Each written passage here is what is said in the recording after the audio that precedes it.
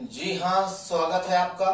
हम चर्चा करेंगे मनोविज्ञान से संबंधित महत्वपूर्ण और परीक्षा उपयोगी तथ्यों पर। इसके पिछले वीडियो में भाग 4 में अब तक हमने 124 अति महत्वपूर्ण मनोवैज्ञानिक तथ्यों पर चर्चा कर चुके हैं। वो वीडियो अगर आपने मिस किया है तो उसको भी देख लीजिए, और वो भी बेहद महत्वपूर्ण वीडियो है। आइए महत्वपूर्ण प्रश्नों पर to the point examination oriented points पर चर्चा करें। प्रश्न नंबर 125, समंजन। क्या लिखा हुआ है? समंजन क्या है? देखिए, समंजन में होता क्या है कि पूर्व अनुभव और नवीन ज्ञान का समायोजन। पूर्व ज्ञान को नवीन ज्ञान से समायोजन करने को समंजन कहते हैं। ठीक, इसका आपने समझ लिया कि इसका रोल क्या है। अगर कोई भी प्रश्न के बीच में आता है तो कैसे इसको समझना है। ठीक है, चलिए नेक्स्ट पॉइंट की बात करें। प्रश्न नंबर 126, विकासात्मक सिद्धांत। विकासात्मक सिद्धांत किसने दिया था? जीन पियाजे ने दिया था। जीन पियाजे ने मानसिक विकास सिद्धांत का प्रतिपादन किया, संज्ञानात्मक विकास सिद्धांत दिया, नैतिक विकास सिद्धांत दिया। तो ये बहुत ही महत्वपूर्ण पॉइंट है। जीन पियाजे स्विट्जरलैंड के रहने वाले थे। तो ये दो चार जो तथ्य हैं इनकी जरूर याद रखिए, क्योंकि पूछा जाता है अक्सर परीक्षाओं में। चलिए नेक्स्ट पॉइंट की बात करते हैं। प्रश्न नंबर 127 की बात करते हैं। धनात्मक संवेग। जो धनात्मक संवेग है वो सुख की ओर ले जाता है, और जो ऋणात्मक संवेग है वो दुख की ओर ले जाता है। तो ये समझ में आ गया कि ज्यादा संवेग है तो उसका प्रभाव क्या होता है, ऋणात्मक संवेग है तो उसका क्या प्रभाव पड़ता है। धनात्मक संवेग सुख की तरफ और ऋणात्मक संवेग दुख की ओर अग्रसर करता है। तो इस परिप्रेक्ष्य में कोई भी प्रश्न पूछा जाएगा तो उसका जवाब आप समझकर दे सकते हैं। सवाल कठिन नहीं होता। जो मनोवैज्ञानिक शब्द होते हैं वो समझ ना पाने के कारण ये गलतियां हो जाती हैं। तो आप मनोविज्ञान में शब्दों के जो भावनाएं होती हैं, अगर उसको नहीं समझ पाते तो सवाल कितना भी आसान हो तो वो आपके लिए जटिल हो जाता है। तो हम क्या कर रहे हैं, केवल जो प्रश्न में बीच बीच में आने वाले जो कठिन शब्द हैं उन्हीं पर हम चर्चा कर रहे हैं, ताकि आप आसानी से उन चीजों को समझ जाएं। चलिए नेक्स्ट पॉइंट की बात करते हैं। प्रश्न नंबर 128, जन्मजात अभिप्रेरण कौन कौन से हैं? तो भूख, प्यास, नींद और विश्राम, ये सभी जन्मजात अभिप्रेरण है। ये भी पूछा जाता है, इसको भी दिमाग में रखिए। यानी जन्म के साथ ये विकसित होती हैं। प्रश्न नंबर 129, अर्जित अभिप्रेरण। जो हम वातावरण से अर्जित करते हैं, जो दूसरों से सीखते हैं, रुचि और आदत, ये अर्जित अभिप्रेरण है। ठीक है, इसलिए एक प्रयासपूर्ण प्रक्रिया है। चलिए नेक्स्ट पॉइंट की बात करते हैं। प्रश्न नंबर 130, मनोवैज्ञानिक अभिप्रेरण क्या है? जो आपके दिमाग से संबंधित है, जो आपकी मानसिकता से संबंधित है। तो मनोवैज्ञानिक जो अभिप्रेरण होते हैं उसका प्रभाव काफी समय तक भी बना रह सकता है। क्रोध, भय, प्रेम, दुख, ये सब मनोवैज्ञानिक अभिप्रेरण हैं। ठीक, चलिए नेक्स्ट पॉइंट की बात करते हैं। प्रश्न नंबर 131, सामाजिक अभिप्रेरण से क्या तात्पर्य है? तो सामाजिक अभिप्रेरण में सुरक्षा, आत्म सुरक्षा, जिज्ञासा। ठीक, तो ये आपका आ जाएगा सामाजिक अभिप्रेरण के अंतर्गत। चलिए नेक्स्ट पॉइंट की बात करें। प्रश्न नंबर 132, बाल्यावस्था और समाज। ठीक, बाल्यावस्था और समाज ये पुस्तक है, और इसकी रचना, इसके लेखक है इरिक्सन। और इरिक्सन ने बाल्यावस्था और समाज में ही मनोसामाजिक विकास सिद्धांत का प्रतिपादन किया था, और इसी में इन्होंने मनोसामाजिक चरण के 8 चरण बताए थे। ठीक, चलिए नेक्स्ट पॉइंट की बात करते हैं। प्रश्न नंबर 133, बच्चे फिल्मों में दिखाए गए हिंसात्मक व्यवहार को सीखते हैं। ये किसका कथन है? ये अल्बर्ट बंडूरा का है। और अल्बर्ट बंडूरा ने सामाजिक अधिगम सिद्धांत, ये किसकी देन है? ये अल्बर्ट बंडूरा की देन है। और बच्चे फिल्मों में दिखाए गए हिंसात्मक व्यवहार को सीखते हैं, ये कथन, महत्वपूर्ण कथन अल्बर्ट बंडूरा का है। मॉडलिंग सिद्धांत, अनुकरणीय सिद्धांत और प्रेक्षणात्मक सिद्धांत, और इसके अलावा सामाजिक अधिगम सिद्धांत, ये अल्बर्ट बंडूरा का ही है। चलिए नेक्स्ट पॉइंट की बात करें। प्रश्न नंबर 134, व्यवहारवाद, ये जो पुस्तक है ये किसने लिखा? तो व्यवहारवाद जो पुस्तक है ये 1925 में वाटसन ने लिखा था, और वाटसन को एक व्यवहारवादी मनोवैज्ञानिक कहा भी जाता है। तो वाटसन कैसे मनोवैज्ञानिक है? एक व्यवहारवादी मनोवैज्ञानिक है, यानी वातावरण को ये प्राथमिकता देते हैं, व्यवहार को प्राथमिकता देते हैं, ये आनुवांशिकता को प्राथमिकता नहीं देते। चलिए नेक्स्ट बात करते हैं प्रश्न नंबर 135 की। आंशिक पुनर्बलन सतत पुनर्बलन की अपेक्षा प्रभावी होता है या अप्रभावी होता है? तो प्रभावी होता है। आंशिक पुनर्बलन सतत पुनर्बलन की अपेक्षा प्रभावी होता है। ठीक, तो इस चीज का कॉन्सेप्ट जरूर क्लियर करिएगा।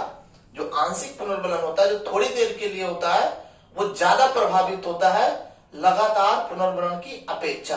ये कॉन्सेप्ट क्लियर हो गया। इस पर अब कोई प्रश्न पूछेगा, कुछ भी प्रश्न बनेगा तो इसका कॉन्सेप्ट क्लियर है, इसके आधार पर आप सॉल्व कर सकते हैं बड़े आसानी से। प्रश्न नंबर 136, व्यक्ति के मांग सिद्धांत, ठीक, आवश्यकता सिद्धांत नहीं है, मांग सिद्धांत नहीं है, क्योंकि वो मैस्लो का है। यहां पर क्या है? व्यक्ति के मांग सिद्धांत का प्रतिपादन मुरे ने किया था। मुरे, कहीं कहीं मरे भी लिखा रहता है, तो भड़किएगा नहीं उससे, मुरे और मरे एक ही है। ठीक, चलिए प्रश्न नंबर 137, ठीक, फ्रायड का मानना था, फ्रायड का ये मानना था कि बालक में ओडियस ग्रंथ और लड़कियों में इलेक्ट्रा ग्रंथ पाई जाती है, इसीलिए बालक अपने पिता से और लड़की अपने माता से ज्यादा प्रेम करती है। ठीक, तो ये किसका मानना था? ये फ्रायड का।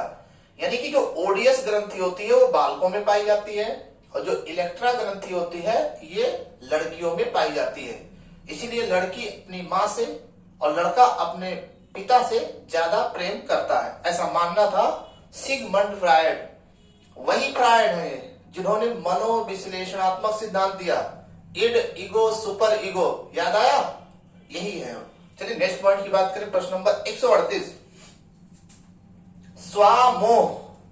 स्वामोह यानी कि स्वयं से प्रेम करना, स्वयं से लगाव रखना, स्वयं के रूपों पर प्रेम करना, स्वामोह।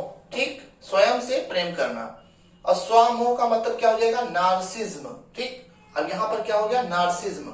ये शब्द आ गया तो हो जाएगा, लेकिन ये शब्द आते ही कंफ्यूजन हो जाती है कि इसका अर्थ क्या होता है। ठीक, तो नार्सिज्म यानी स्वामोह, दोनों एक ही चीज है। चलिए अब इसका ये कॉन्सेप्ट क्लियर हो गया। नेक्स्ट पॉइंट, प्रश्न नंबर 139, कॉर्डिनल प्रवृत्ति। कॉर्डिनल प्रवृत्ति कैसी होती है? ऐसे गुण जो छिपते नहीं है, वो दिख जाते हैं, उसको बोलते हैं कॉर्डिनल प्रवृत्ति। जैसे सत्य, ठीक है ना, सत्य और अहिंसा की भावना जो रखते हैं वो छिपा नहीं पाते, वो कहीं ना कहीं दिख जाती है, ये बड़ा प्रभावी होता है। चलिए प्रश्न नंबर 140, लिबिडो क्या है? लिबिडो एक प्रकार का ऊर्जा बल है, तो ये हो गया कॉन्सेप्ट इसका। कैसा ऊर्जा बल है? प्रेम, स्नेह और काम की भावना की जो प्रवृत्ति होती है वो लिबिडो के अंतर्गत आती है। अब इससे संबंधित कोई प्रश्न पूछा जाएगा तो इसके कई तरीके से प्रश्न पूछने का तरीका है, वो अब कॉन्सेप्ट क्लियर हो गया, अब इस पे गलती नहीं होगी। नेक्स्ट पॉइंट की बात करें, प्रश्न नंबर 141, फ्रायड। फ्रायड के अनुसार मुमूर्षा यानी थैनाटोस का मतलब क्या है? मुमूर्षा यानी कि मर जाने की इच्छा, यानी उठपटांग काम करना, यानी मृत्यु। तो थैनाटोस का संबंध किससे है? उल्टा पुल्टा काम करने से, बेकार काम करने से, यानी मर जाने की इच्छा, ऐसा फ्रायड का मानना है। और जिजीविसा को इरोस कहते हैं, और इरोस का अर्थ होता है अच्छा काम करना, यानी जीने की इच्छा रखने वाला अच्छा काम करेगा, मरने की इच्छा रखने वाला उठपटांग काम करेगा। तो थैनाटोस मरने की इच्छा और इरोस जीने की इच्छा यानी अच्छा काम, ये ऐसा किसका मानना है? फ्रायड के अनुसार ये दिए गई मूल प्रवृत्तियां हैं। ठीक, चलिए प्रश्न नंबर 143 की तरफ, सतही शील गुण। सतही शील गुण परिलक्षित होते हैं या अपरिलक्षित होते हैं, यही बताना होता है। तो जो सतही शील गुण होते हैं वो परिलक्षित होते हैं, यानी कि वो दिखायमान होते हैं। ठीक, अब बात करते हैं नेक्स्ट पॉइंट की प्रश्न नंबर 144। प्रश्न नंबर 144 से पहले एक सूचना सुन लीजिए। अगर आप मनोविज्ञान या हिंदी या इसके अलावा ट्रिकी जीएस है और भी ऐसे सब्जेक्ट हैं जिन पर अगर आपको नोट्स की आवश्यकता या इससे संबंधित कम में ज्यादा से ज्यादा पढ़ना चाहते हैं तो आप इस पे जानकारी नोट्स के बारे में साइको के नोट्स जो है वो कई बुक्स का अध्ययन करके उसमें एक ही में हैंड रिटन में लिखा गया है तो उसको आप नोट कर सकते हैं और इसके बारे में जानकारी आप कर सकते हैं यहां से दिए गए नंबर से। ठीक, चलिए प्रश्न नंबर 144। स्रोतशील गुण। स्रोतशील गुण कैसे होते हैं? ये अप्रत्यक्ष होते हैं। कैसे होते हैं? अप्रत्यक्ष होते हैं, यानी दिखाई नहीं देते। ठीक, चलिए ये कॉन्सेप्ट हो गया क्लियर। प्रश्न नंबर 145। परम अहम में मनोविक्षिप्तता, ठीक है ना, परम अहम में मनोविक्षिप्तता नहीं होती है। यानी कहने का मतलब है जो परम अहम होता है उसमें सोचने समझने और चिंतन करने की क्षमता अधिक होती है, आदर्शवादी विचारधारा होती है, भले बुरे का ज्ञान भी होता है। ऐसा नहीं होता है कि मनोविक्षिप्तता होती है। परम अहम में मनोविक्षिप्तता नहीं होती है, लेकिन इड में और ईगो में मनोविक्षिप्तता होती है। ठीक, तो ये कॉन्सेप्ट क्लियर हो गया। प्रश्न नंबर 146। शील गुण। ठीक, शील गुणों पर अध्ययन किया था कैटल ने और 16 पीएफ 16 व्यक्ति पर्सनालिटी फैक्टर 16 शील गुण बताए थे। कौन? कैटल ने। और आइजेंक ने जो है 3 शील गुण बताए थे। तो ये कॉन्सेप्ट हो गया। अगर कैटल के हिसाब से पूछा गया तो 16, आइजेंक के अनुसार तो 3 बताना है। ठीक, चलिए प्रश्न नंबर 147 की तरफ। आवश्यकता सिद्धांत सिर्फ मैस्लो की ही नहीं है। आवश्यकता सिद्धांत हेनरी मुरे ने भी दिया है और मैस्लो ने भी दिया है। दिए गए ऑप्शंस के अकॉर्डिंग आपको काम करना है। ठीक, चलिए प्रश्न नंबर 148। मोटिवेशन और पर्सनालिटी, ठीक है ना, मोटिवेशन और पर्सनालिटी जो पुस्तक है ये किसने लिखा? ये लिखा मैस्लो ने। ठीक, मैस्लो ने 1943 में, और इसी में इन्होंने अवप्रेरणा सिद्धांत का प्रतिपादन किया था। अवप्रेरणा सिद्धांत, आवश्यकता सिद्धांत, मांग सिद्धांत, ये किसकी देन है? ये मैस्लो की देन है। किस पुस्तक में? मोटिवेशन और पर्सनालिटी। ठीक, चलिए प्रश्न नंबर 149। भागनाशा यानी कि कुंठा। भागनाशा का अर्थ क्या होता है? कुंठा। कोई इच्छा का पूरा ना हो पाना, उसे क्या बोलते हैं? भागनाशा या कुंठित होना। ठीक, लोचशीलता यानी चिंतन और व्यवहार में बदलाव लाने की क्षमता को क्या कहते हैं? लोचशीलता। चलिए प्रश्न नंबर 150। पेडागोजी। पेडागोजी का अर्थ क्या होता है? पेडागोजी यूनानी भाषा है। ठीक है ना, पेडागोजी कैसी भाषा है? यह एक यूनानी भाषा है। ठीक है ना, चलिए नेक्स्ट पॉइंट की बात करें। प्रश्न नंबर 151। शिक्षा नवोन्मेष। शिक्षा नवोन्मेष का अर्थ क्या है? इसका अर्थ होता है शिक्षण तकनीकी में नवीनता लाना। ठीक, चलिए प्रश्न नंबर 152 की तरफ।